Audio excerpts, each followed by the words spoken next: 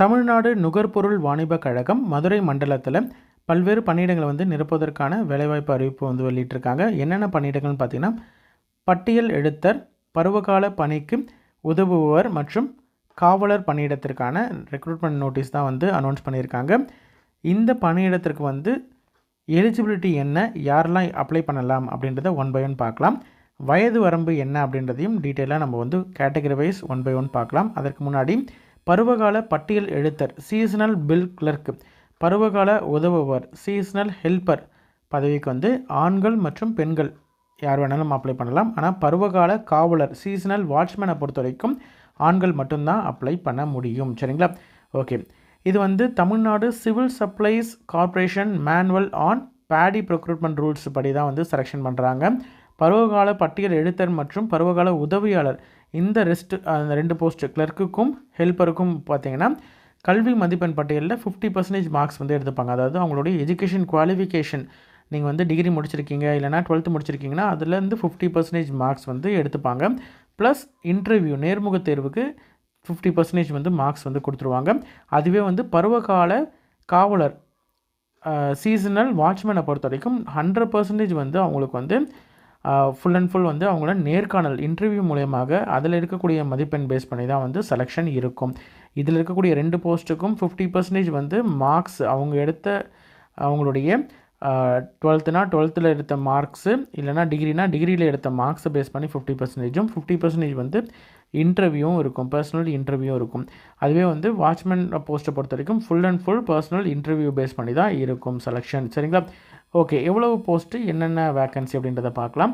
First இருக்க பருவகால பட்டியல் எழுத்தர், சீசனல் பில் கிளர்க்கை பொறுத்த வரைக்கும் உமன் கேண்டிடேட், பெண்களும் அப்ளை பண்ணலாம். டோட்டலாக 150 வேக்கன்சி இருக்குது மதுரை மாவட்டத்தில் மட்டும் பருவகால பட்டியல் எழுத்தர் போஸ்ட்டு. சரிங்களா? இளங்கலை அறிவியல் அல்லது வேளாண்மை மற்றும் பொறியியல் பட்டம், பிஇ, பிஏ, பிஎஸ்சி இந்த மாதிரியான கோர்சஸ் முடித்த கேண்டிடேட் அப்ளை பண்ணலாம்.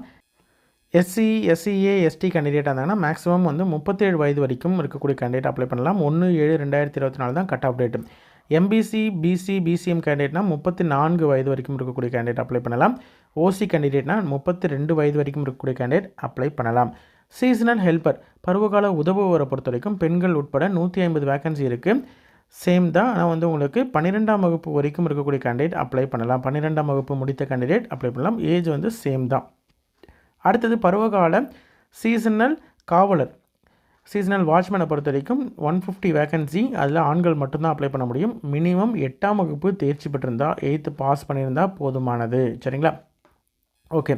குறைந்தபட்சம் ஊதியம் என்ன அப்படின்னு பார்த்தீங்கன்னா, பில் கிளர்க்கை பொறுத்த வரைக்கும் 5285 ரூபாய் ப்ளஸ் டிஏ இருக்கும். சரிங்களா? டிஏ டிஏ ப்ளஸ் டிஏவும் இருக்கும். சரிங்களா? மினிமம் வேஜஸ் ஆக்ட் படி உங்களுக்கு இருக்கும். 3த்துக்குமே காமனாக 5218 ரூபா ப்ளஸ் டிஏ 5087 ரூபாய் ப்ளஸ் டிஏ இருக்கும். சரிங்களா? எப்படி அப்ளை பண்ணுறது அப்படின்றது முன்னாடி லாஸ்ட் டேட் என்னென்னு பார்த்தீங்கன்னா 28/2/2025. ரெஜிஸ்டர்ட் போஸ்ட் மூலியமாக தான் அப்ளை பண்ணணும். எலிஜிபிலிட்டி செக் பண்ணிக்கணும். அதே மாதிரி மதுரை மாவட்டத்தை சேர்ந்த கேண்டிடேட்ஸ் அவங்களுடைய ரெசிடென்சி நேட்டிவிட்டி மதுரை மாவட்டமாக இருக்கணும் அப்படின்றதையும் கொடுத்துருக்காங்க. நீங்கள் கண்டிப்பாக பதிவு அஞ்சல் மூலமாக தான் அப்ளை பண்ணணும். சரிங்களா? அதே மாதிரி உங்களுடைய இமெயில் ஐடி கண்டிப்பாக நீங்கள் கட்டாயம் உங்களுடைய அப்ளிகேஷனில் மென்ஷன் பண்ணணும் அப்படின்றதையும் சொல்லியிருக்காங்க.